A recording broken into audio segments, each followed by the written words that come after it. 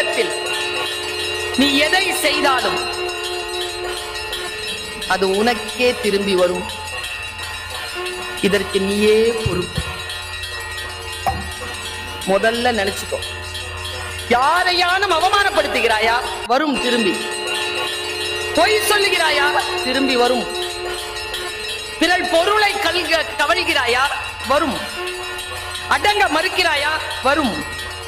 நீ எது தந்தாலும் இந்த உலகத்துல அது உனக்கு திருப்பி வரும். இந்த பிரபஞ்சம் மிக மிக மிக மிக வலிமையானது.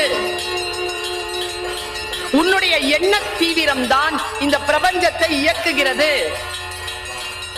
நீ எதை மிக ஆழமாக நினைக்கிறாயோ அதை இந்த உலகம் உனக்கு தரும். நான் சொல்றது பொய் இல்ல, கேட்டுக்கோ.